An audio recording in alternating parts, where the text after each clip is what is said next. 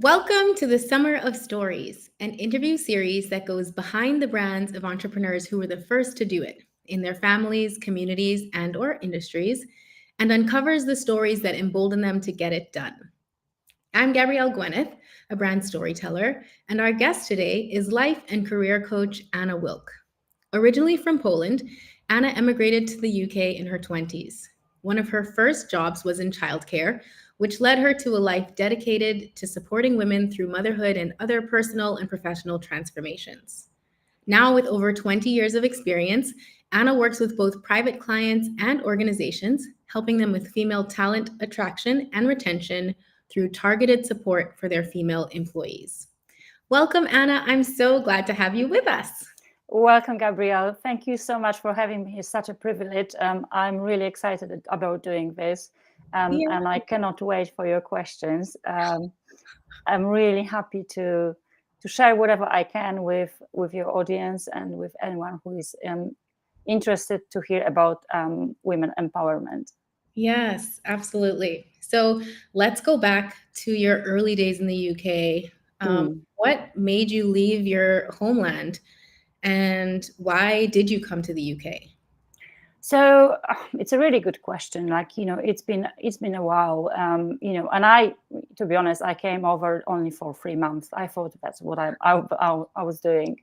Um, at the time, I thought I'm going to the UK to earn some money, to get some finance for my business back in Poland. And I thought I'm gonna be back for Christmas. When I came over, and after a few weeks, I realized actually there is more opportunities when I head back home. And if I work hard enough, I can build something much better. What is possible back in Poland? As you know, your dad is Polish, and he emigrated early as well. Way before me. But at the same time, nothing, changed since, he left. So for me, it was a great opportunity. What I didn't realize at the time, that it wasn't necessarily that I was going towards something, but I was running away from the life I had back in Poland. There was more, I had difficulties in my private life. My business wasn't doing great, despite my best efforts. And I just couldn't figure out, what to do with myself. I finished university. I tried, different jobs. I started my own business. And I just didn't feel like it's my future. So I came over, and I thought I would, stay for 3 months, and 3 months is still continues. Now I have a British passport, so I'm fully rooted here. This is my home. But I would never in a million years thought that, if you told me that I will come and live in a different country. Yeah. So you came, you thought it was going to be 3 months, which meant how much stuff did you bring with you? Oh, wow, that's a really good question. What do you bring for 3 months? I just packed my, a backpack, like literally I had a backpack, whatever I had on me. Um, I didn't know anyone. I had only one friend who I thought, I can stay with, for a bit. And then, because literally that's what I was thinking, I'm coming for 3 months. So I didn't really plan, what next. I do remember being really scared about telling my parents that I'm not coming for Christmas. And then realizing that it's going to be a little bit longer till I visit, and, slowly, building my life here, starting college, going to English classes in the evenings, and having, at the times, 3 jobs just to, keep things going, and making sure that I'm not going to be doing the, jobs, which are not, my ambition, basically, because I had, MBA from Poland, and I wanted something more. Like, I knew that if I'm going to stay here, it's not going to be doing something what I equally could do in Poland. Okay. How old were you exactly when you came? 25. Okay, so you were 25. You already had a business in Poland, Mhm. had an MBA. What was there a particular job that you were coming to do here, or you thought you'd just explore for 3 months? Oh God, exploring for 3 months, with literally, I knew that the Poland is going to join EU, and that it's going to be much easier. But I knew there would be, with no English, I just literally thought of one place where I can, work in a pub and, clean and, be a kitchen porter and do all sorts of, other jobs as you do at the beginning. I didn't have really a plan. And, I do remember, coming over and realizing the following week, it's like, what have I done? Because, it's really hard if you don't speak the language. You don't really know anyone. You don't know the system. You don't know the culture. You don't know the people.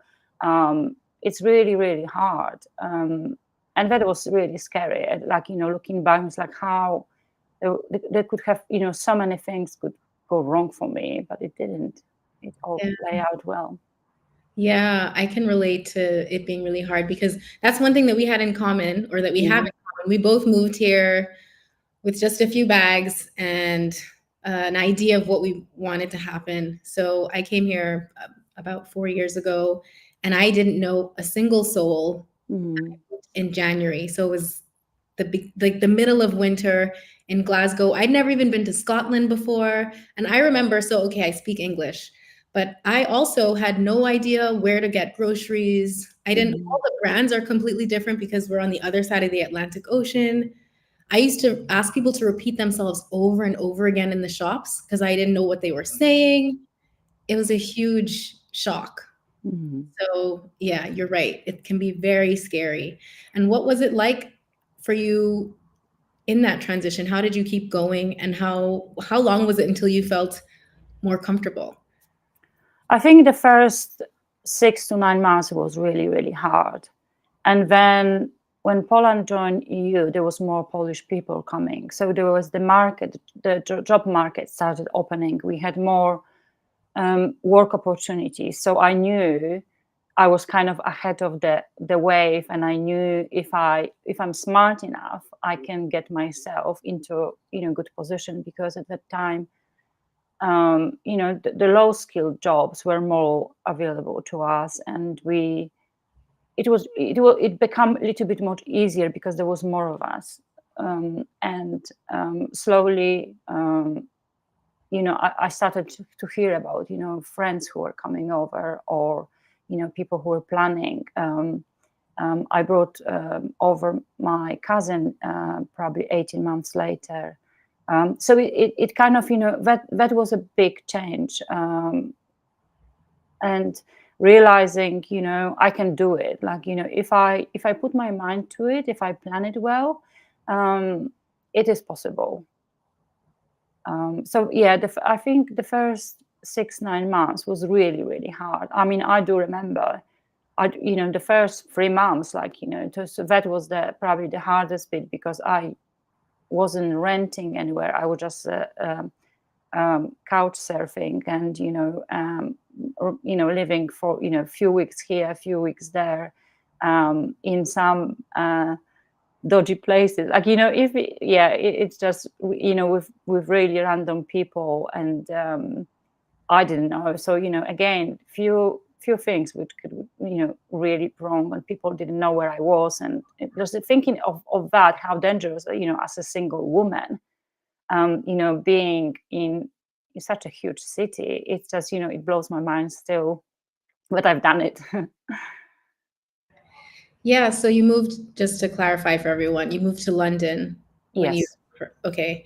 And then how long did you stay in London? So I was in London till for probably, what was it, 9 years. Yeah, I was in London for 9 years, and then I moved just outside London.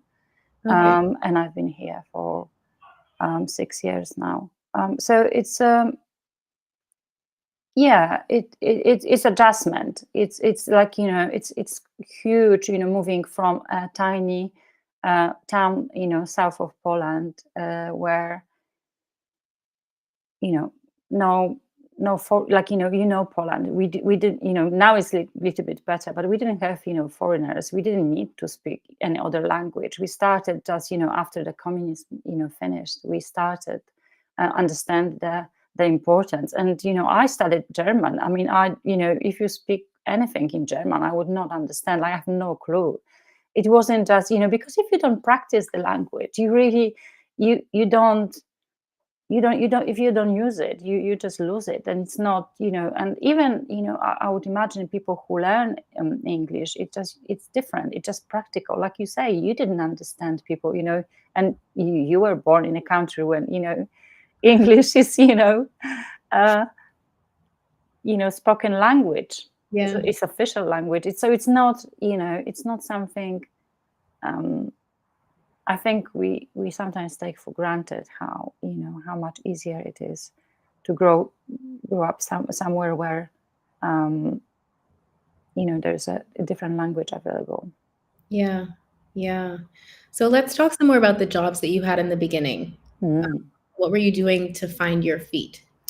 So at the beginning, like, really low skilled jobs, like literally cleaning houses, doing, working for some time. I think it was 6 months. I worked in a Hyde Park, selling coffee and ice cream. That was lots of fun. But when it gave me some, street skills, and like really immerse myself in a culture and diversity of London. Seeing all the tourists, coming and going, and they didn't, speak English. So, it kind of, we were in the same boat trying to, figure out. It was fun. And then, I work in a pub as well. That was great fun with, with other people who, like me, trying to find their feet and make a living.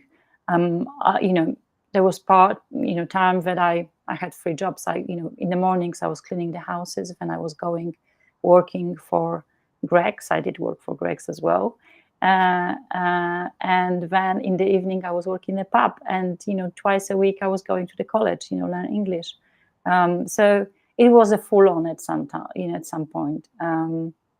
I have no regrets. It was great fun, and meeting different people with different cultures, and and then as I progressed, I realized. So Greg, at Greg's, I end up leaving when they offered me shop manager position, and I still don't know how they even offered me shop assistant manager position, because I wasn't like fluent. That was years ago. I didn't speak much, but they knew I can do the job, so it wasn't that difficult for them to figure out that I can run the shop.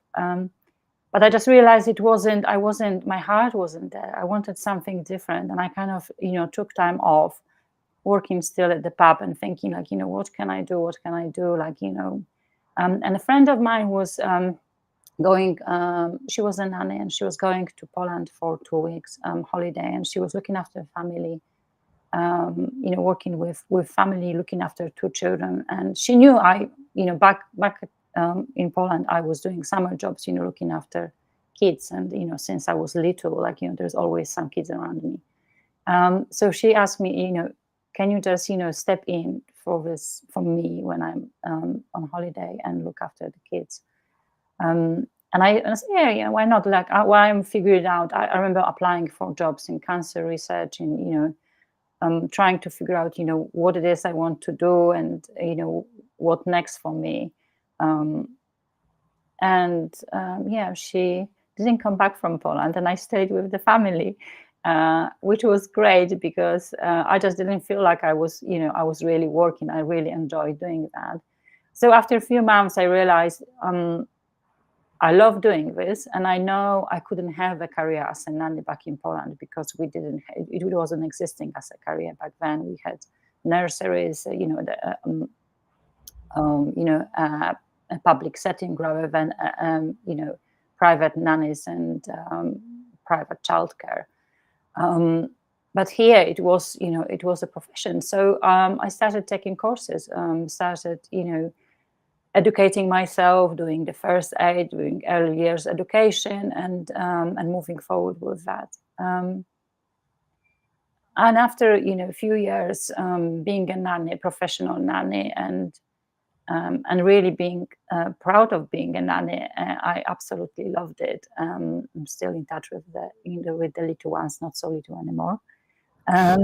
I've decided that I was ambitious, like I said already once. I was very ambitious, so I didn't want to be. And I do remember my parents were saying, like, you've got MBA, what are you doing with your life? Like, really, it was almost like, feeling shame that, I am doing something, looking after someone's kids, and that's not really proper job in Poland. So, why, what made you come all this way to, live in London, where you have such a, great opportunities, and doing something which is not really recognized or respected back home? Didn't bother me much, because I knew it wasn't the end. I almost felt, there's a bigger picture to what I was doing. I always knew there is something more, and always, what else is possible? It's my favorite question. Yeah. What else I can make out of this? So slowly I was progressing, becoming a non-medical maternity nurse, and becoming a doula, a post-natal doula, and supporting new mothers, uh, through the postnatal um, period. So it was kind of, taking a pause and stake, and, thinking, how do I do it? How do I figure out, what next? And it was great. I really enjoyed it. And I, hands-on is always, working with families and seeing everything from the background. It gave me a huge insights, into motherhood, into, how family works and dynamic, and how the motherhood is affecting. I already knew, I had this insights from, previously, and I knew how I can help new mothers, but I always felt there is something more, and I can make it even better. So at the same time, I felt that I need to start looking, and there was this part of me which felt that doing one-to-one, working with one family. So if I say it often as an example, working with one-to-one, I had 10 or 11 kids a year. If you think of, average family will have 2 or 3 children, and that's all. For me, that was this constant changing. It came with a huge sleep deprivation, really, working nights, traveling a lot, traveling with families, sometimes traveling for work. I've been to Croatia, to Paris, to Ireland. I help move families to Cayman, and spend, and traveling a lot, literally living out of my suitcase. It just took a toll on me, and I started realizing that's not necessarily how I want to live my life.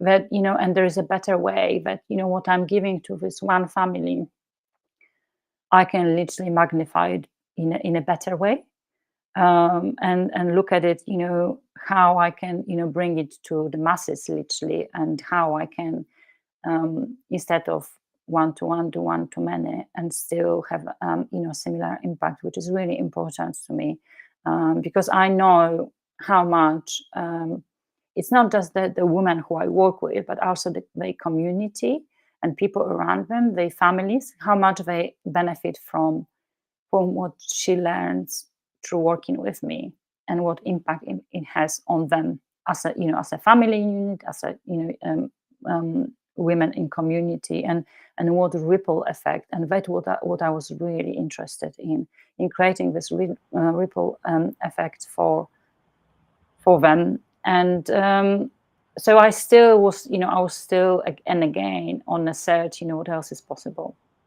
It took me probably 2 or 3 years to, figure it out. And I remember being on one of the mastermind business programs, and there was a great coach, and she came to me, and we started, chatting, as you do at the, coffee break. And she asked me, so what do you do? I was like, I work with mothers. And it's like, oh, I had a client recently, and she was just returning to work from from maternity leave, and she really struggles with postnatal depression, and I cannot help her, because that's not my area of expertise, but I think you really be a good fit. And I was like, this is it. This is basically what I need to be doing. Like, I need to be supporting this woman through the whatever, way I can, because it's not so intense. I can still work with, if I need to, with sleep consultant, with doulas, with other professionals who provide this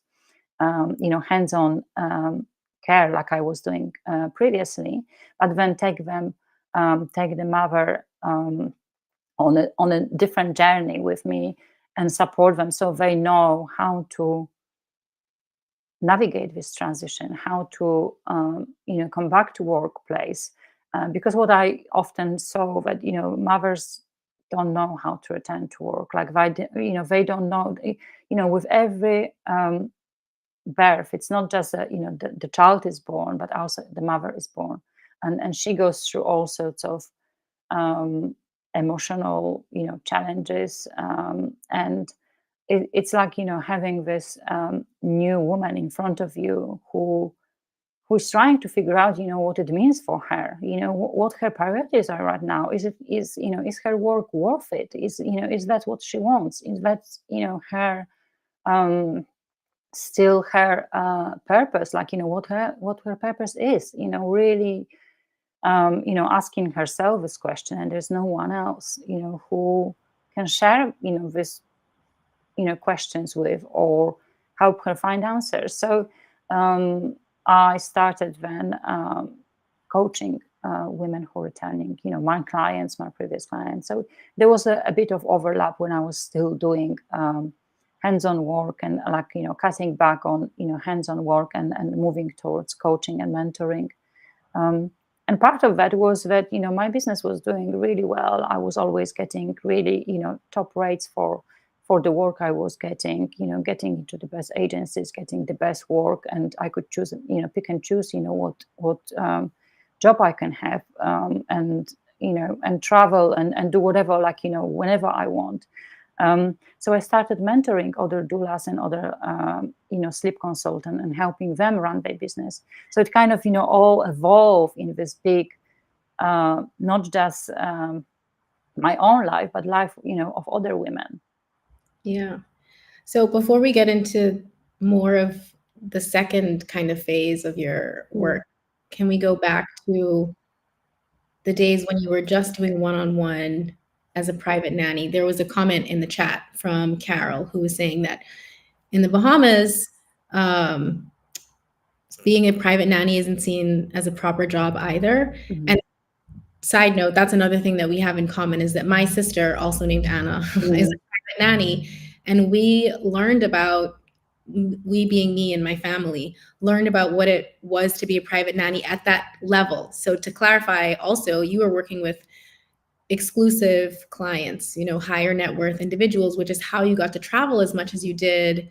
And so with your background, your MBA, the business that you had prior, and your parents telling you this isn't a real job, was there any kind of psychological disconnect between what you thought was going to happen and then what you were actually doing? Not for me. Like, for me, it was very clear. Like, I had a huge heart for babies and families. Like, for me, since I was 4, I always knew I wanted to work with, with children. That was for me. There was no doubt.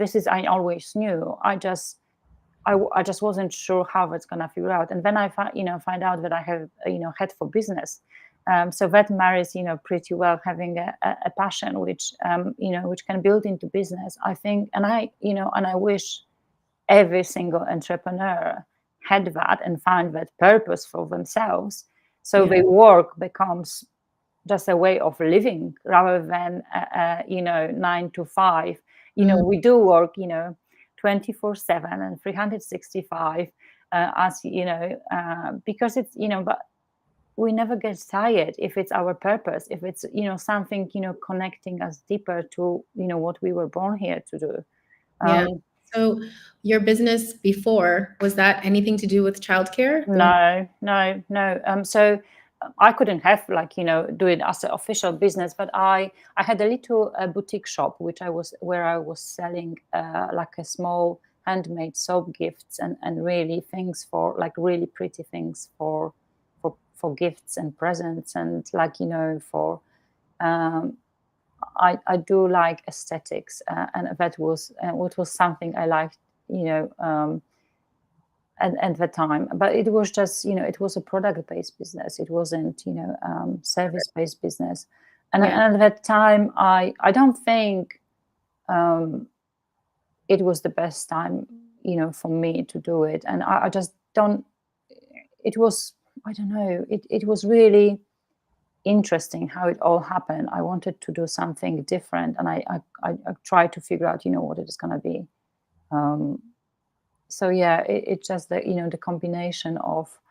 I mean, you have to remember that we had 19% of unemployment back in Poland. So whatever I was doing, Mm. it was really hard, because if people didn't have job, they couldn't pay for anything. Yeah. It was a really tough time, and I think the European Union changed a lot of that Yeah. later on, and now it's so much better, and Yeah. but it's still very different. Yeah. So So when you got into your private nanny work and you were mhm. really in your stride, you mentioned that you got connected to the best agencies. Mm. How did you do that? So I had glowing testimonials. I had a wonderful clients who really appreciated my work, and I always I picked few agencies. And I remember I scheduled a days where I was basically booking appointments and going to agencies.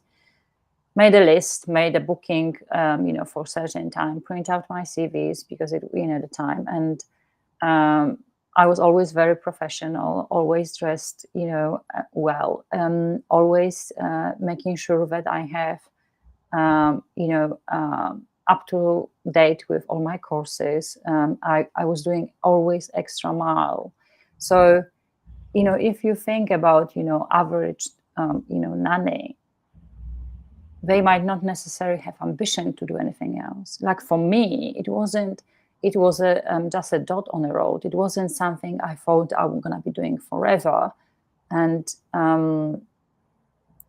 I always wanted strive for the best. So asking myself, what would the best nanny like? What would Nanny Poppins do? Like it's kind of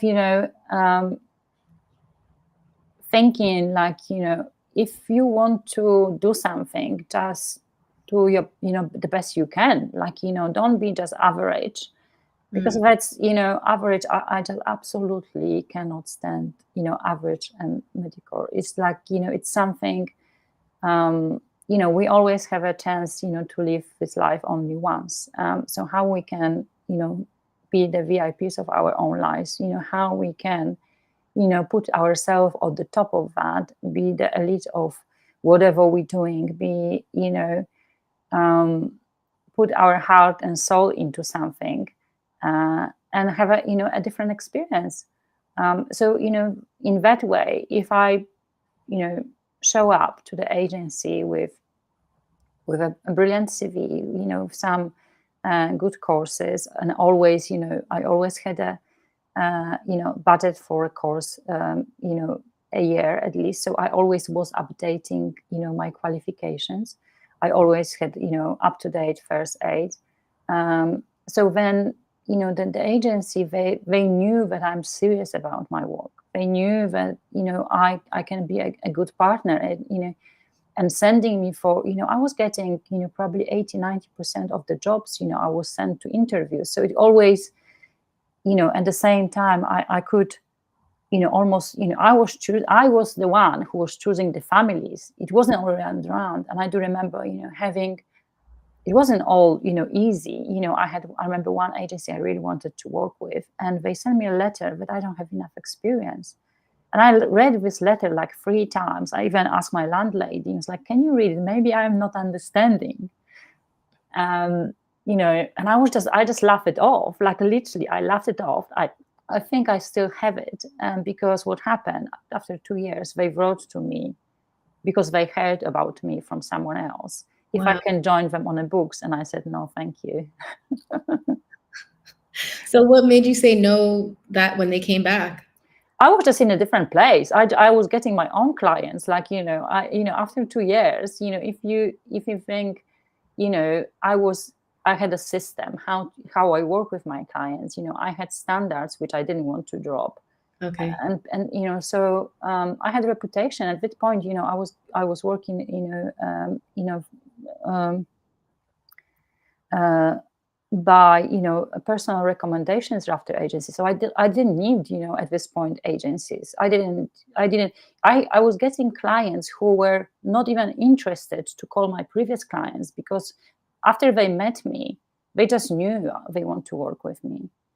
Wow. But that it just took some time and some effort to get to that point. And I wasn't shy about it. I wasn't. And I remember having one client. She came through agency. I've met her, and I didn't have a good feeling about this client, and I wasn't sure we're gonna be good fit. And it's always really important for me personally that um, we are on the same page, and we communicate, and we have the same value, and we align. Because if you think about it, you're not going to be spending lots of time in the middle of the night in their home. And I want to feel safe, and I want them to feel safe with me, and I want them to feel comfortable with me, and I want to be comfortable with them, because it's such an intimate time. I mean, after all these years, I still, I'm still, sending birthday cards, and I'm still getting pictures, and my children have their children now, so I can be called granny.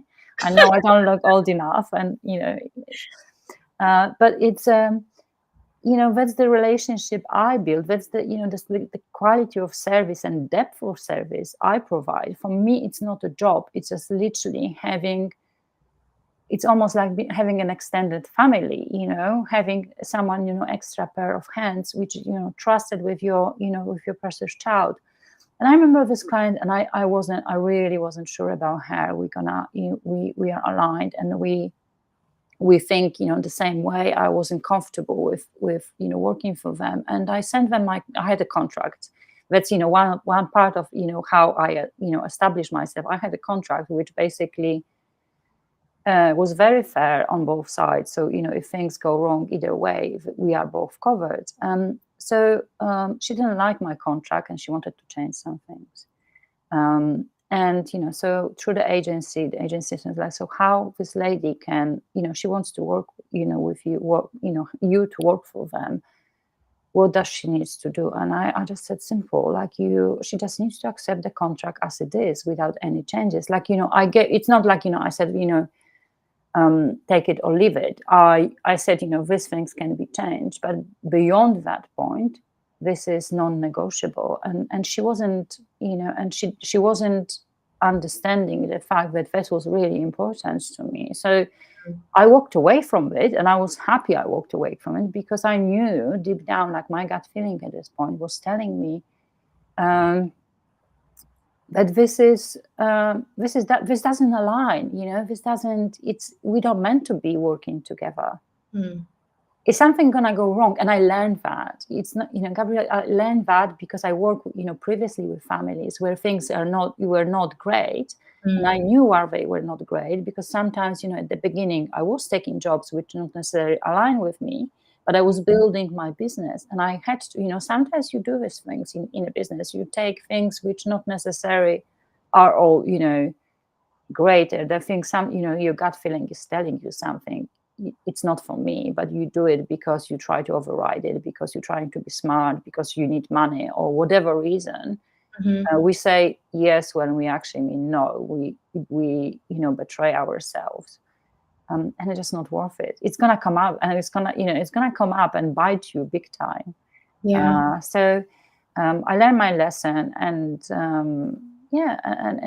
sometimes some things are non-negotiable, and the right people. I do believe the right people will meet you where you want them to meet, and they will appreciate the care and the hard work you put into writing this contract, that you do, because that was my willingness to to give them opportunity to meet me somewhere in the middle.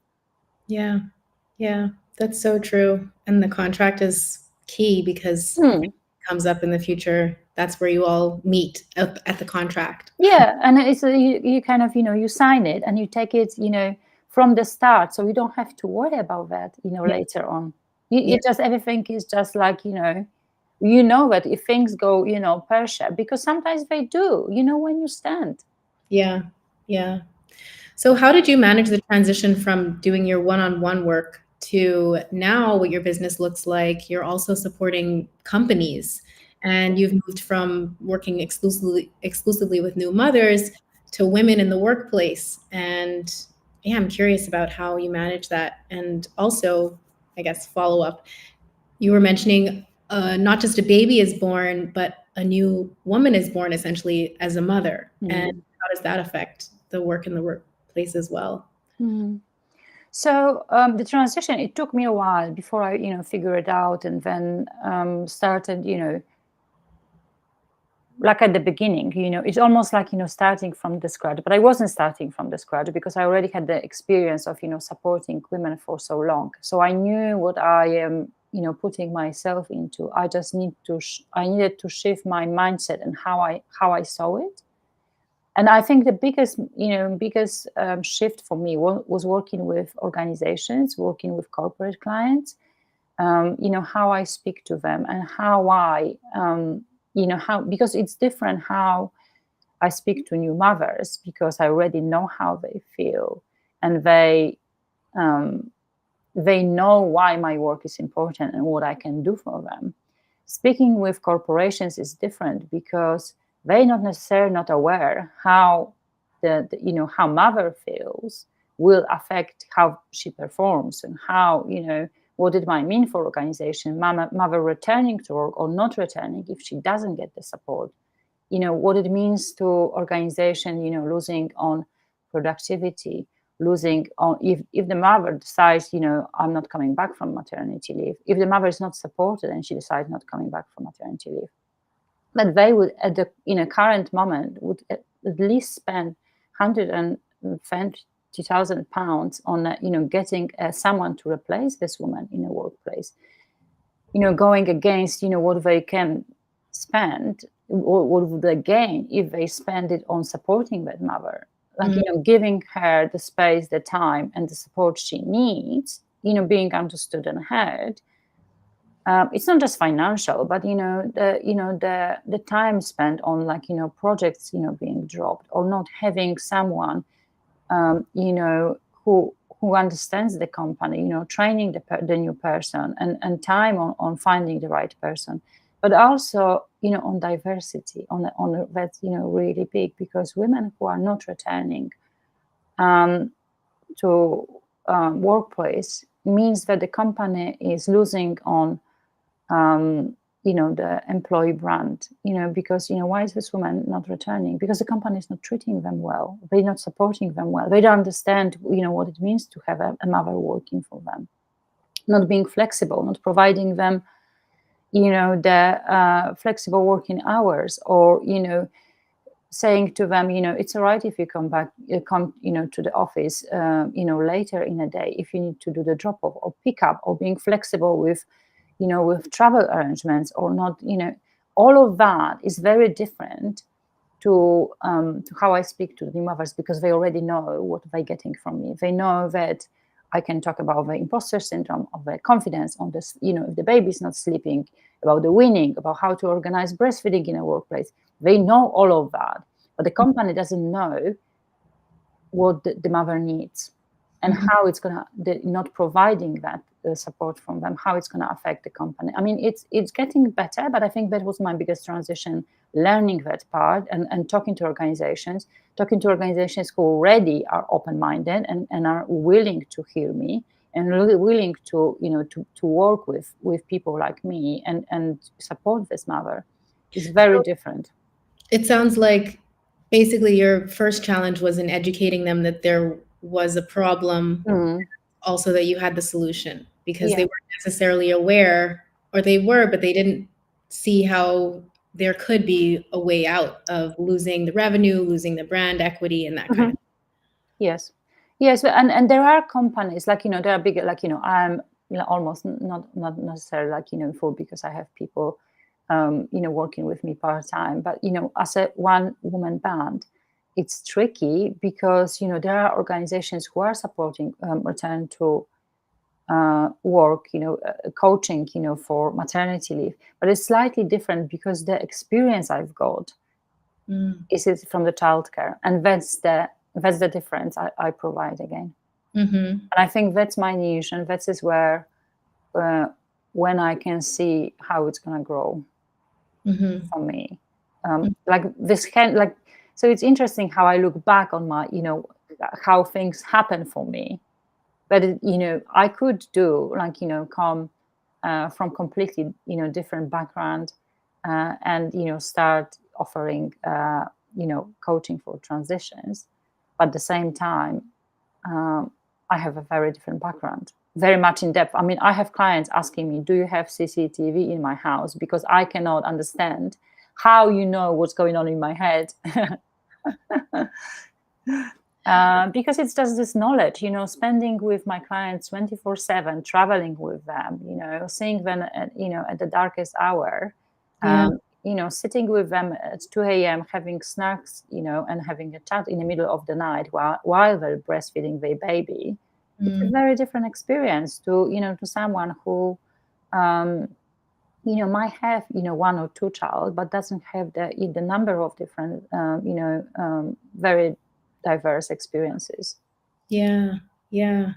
So are you working with mothers currently, or your one-on-one work, the one-on-one aspect of your business, is that also with just career women? So I work with one-on-one as a career coach and returned from maternity. So that's my part, but I don't do hands-on anymore.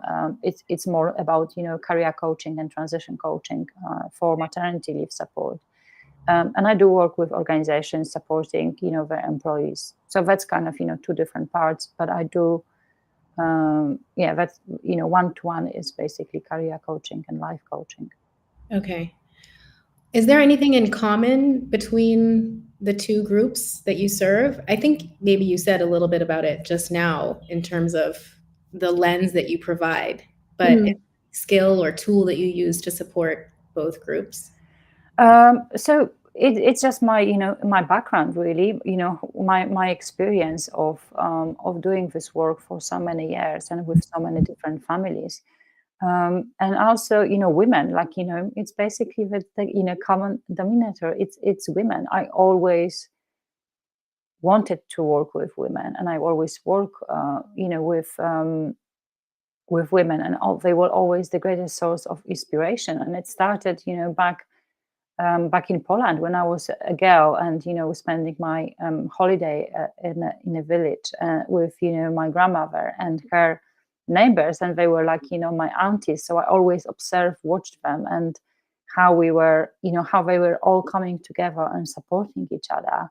For me, that's kind of a big dream. Build this, a village for whatever it is. Global village for women, because it takes a village to raise a child. It's not just one person job. And I think it's really tricky because our communities are not, in what I mean, our here in the UK, families are not as close to each other. They often, live far away, and different generations don't live together. Like we used to live, back in Poland, where we were close to each other. We have aunties, aunties who are not our aunties. You know how it is. Everyone is kind of chipping in and um, providing some kind of support one way or another. The older kids or cousins are looking after each other, or neighbors running together. There's always someone, and I don't see that. And I think that's part of why private childcare is so popular. And it's basically you I don't think economy here wouldn't exist without a private childcare, and it's still the last piece of puzzle which needs figure out if we want more women returning to work. It's something I cannot I can, as much as I can support women, the bottom line is that the childcare and flexible working hours, how we can all look at it and say this isn't working, like what's working and how we can provide that. Yeah. It sounds like the way your career has evolved has been partially driven by your ambition, your standard of excellence. You're talking about being the VIP in your own life, and then some sort of serendipity, spontaneity. Your friend who was going back to Poland for 2 weeks and then never returned. So, what's been a surprising part of your growth? I think how it all, came together, like, how, looking back now, it's like, oh, that's happened. So now I'm here, like without that wouldn't happen. Like, all these things, all these hard times. Like, I was like, questioning myself. It's like, am I doing this, a right thing? And, going into the childcare when I had zero qualification. Like, I was always interested in psychology. I was always, and, thing is, I wanted to become a psychologist. And then I thought, nah, there is no money in psychology. And look, now, I didn't stop reading psychology books and educate myself about psychology. And it does, come handy. But I went and studied a business. So I do have that, knowledge how to run a business and how to, put things together and package it and make it available to, to people who might need and want it. Yeah. So, what are you thinking for the next phase of your business? So my next phase of the business is reaching more women, and I'm, currently writing an ebook for mothers who are returning to work, so they can dip their toe into the work I'm doing without actually working with me, and providing that they can work on, sorting out, their return to work without me, having one-to-one sessions with them. And I hope that can kind of give them some taste of what it is to work with me, but also give them some tools and resources how to navigate that without, if they don't have, access to, they live somewhere else, or they don't feel like they're ready to embark on the coaching journey. And I do want to, build that into more of a community for women. I'm always like, the village in my head is somewhere there. It's this, a big picture thing in me. What else is possible? That's the vision. Like, I do want to have this next generation be, compassionate, educated, and, adults, so confident adults. So I do, that's my vision, supporting women in a way that their children grow into compassionate, educated, and empathic adults. So it just going more into the ripple effects. How can I make it even more accessible and reaching more women? Yeah. Will you continue to work with your corporate clients in that vision?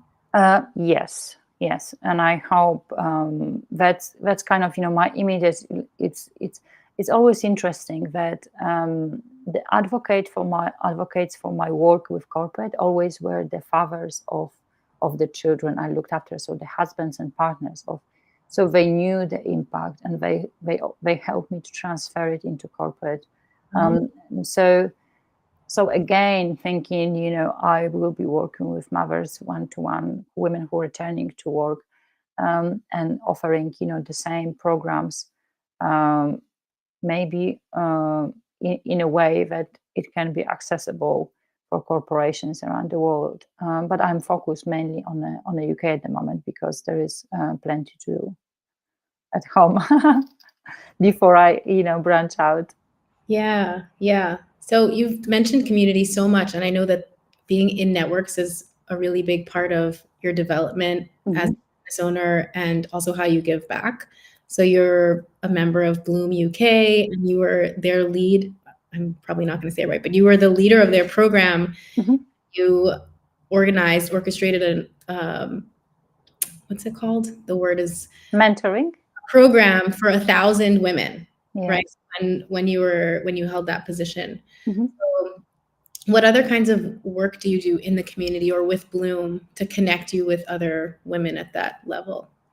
So it's always important to me. I mean, I'm a part, I came through initiation I think it was 2017 with Women in Power, which is, empowerment community for women. And I've been also a guardian for Red Stands and Albans, which is community which brings local women together. They sit together once a month and, share whatever is happening for them. So it's not just global and a big organizations. When I'm either team leader for Female Entrepreneur Association or head of mentoring for Bloom, but also smaller communities where I can come and in person sit with women and hear their stories um, and share that whatever I can, whatever it's my listening skills or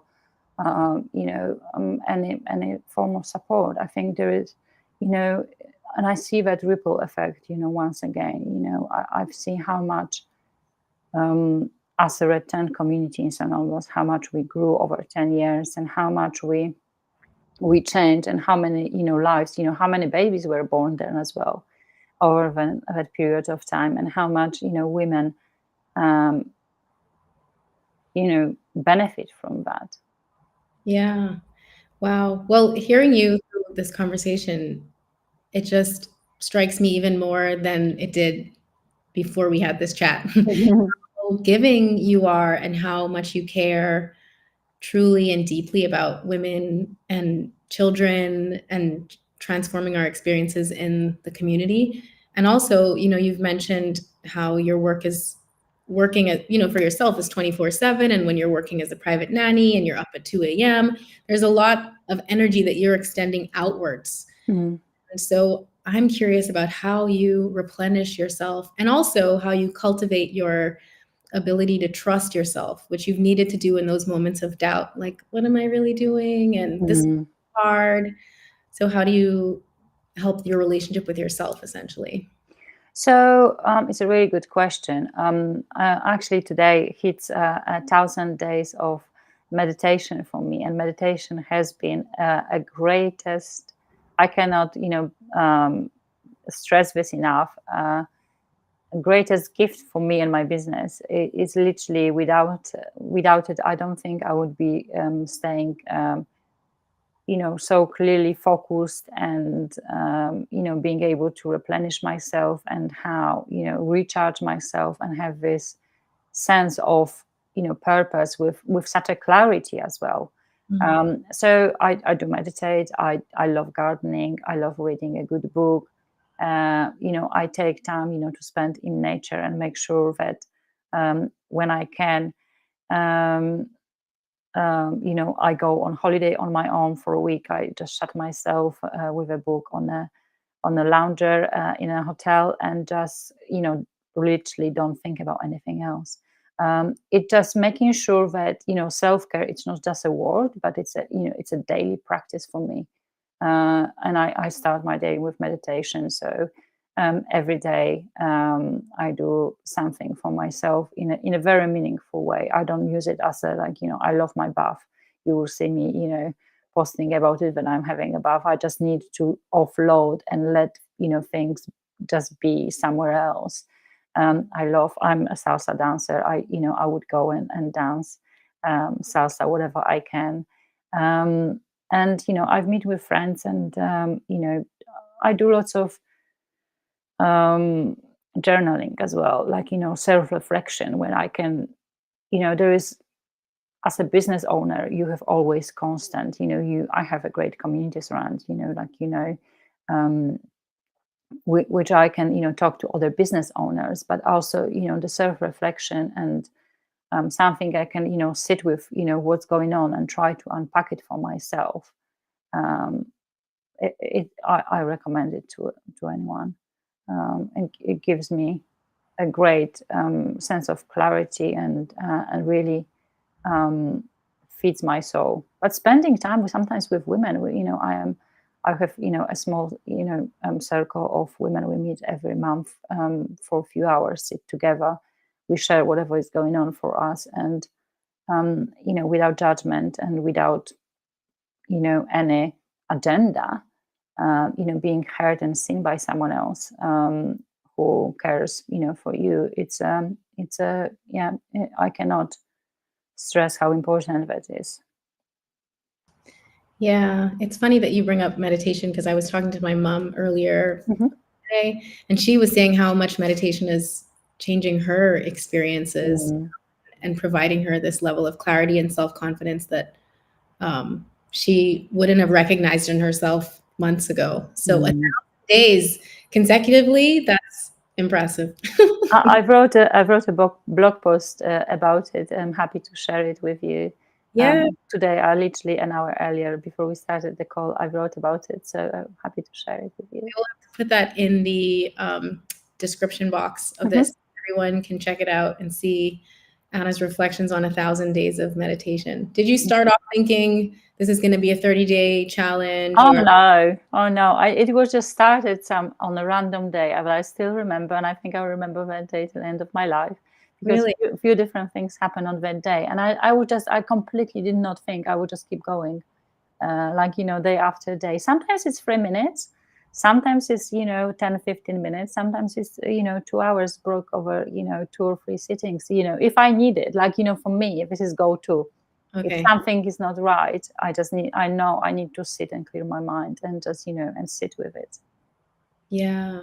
Wow. Yeah. Okay, there are people in the chat saying meditation is such a game changer. Mm. Meditation time alone brings such calm and balance. So we've got agreement. Yes, and if you're willing to be open, I would invite you to look out Vipassana meditation. It's basically like a boot camp for meditation, and it's 10 days silent retreat. You literally don't speak to anyone, you don't write, you don't open your mouth, you don't you don't even keep eye contact, but you do lots of meditation, and that's what really elevated my meditation game. So yeah, if you want to take the meditation to the next level, look it up. I highly recommend, and it brought me even more clarity and more balanced thinking and resilience to run a business. Yeah. Wow. Well, it's serving you well because you are incredible. The work that you've done, the women that you've supported, there have been countless over the years. And now you were talking about that ripple effect through supporting corporate organizations. You're changing their culture around women coming back to work and what it means to be a mother at work, which is really amazing. So, on behalf of women in the world, if I for all of us, thank you so much for your efforts, and we really appreciate what you're doing. So if anyone who's watching wants to get in touch with you for private coaching or to read your ebook, Mhm. how can they reach you? So thank you so much for having me. First of all, if I can in any way impact at least one woman, who is watching this, I would be really, really grateful. They can find me on LinkedIn on Anna Wilk, or on my website, annawilk.com. And yeah, there's blog at the moment. There will be waiting list for the ebook, which is coming in October. But mainly annawilk.com. There's all the information, and they can get in touch, book a call, or drop me an email how they what they think about this call, and if it anything and if it inspires them to do something for themselves, or start meditation, even that will make me really, really happy. Yeah, yeah. Do you have any last words that you want to share, either on I don't know, women in the workplace, Mm. or what it means to run a business, or to do something scary and brave, like move to a new country and start a new life? We didn't talk about that, but if you get a chance to get to know who you are and what you stand for, and really dig deep through meditation, journaling, coaching, whatever, do it. Go for it and do it, and live that life of VIP, because you are only here once. Yeah, absolutely. Okay. Well, thank you so much, Anna. It's been a Thank you. having this conversation with you. I'm sure that everyone who's joined us live and everyone who watches the replay will get some wonderful wisdom to take away with them. And for everyone who's joined us, thank you so much. It's been a pleasure having you with us in the chat. And this has been another episode of the Summer of Stories. If you're watching on YouTube, subscribe to my channel so you can know who's coming up next and when you can join us live. And I will be back next week with another guest who's pioneering their way through the life that they've chosen and making the world better through their work and paving the way because they're taking the first steps for all of us. So once again, thanks for being with us. I will see you all next week, and ciao for now. Thank you.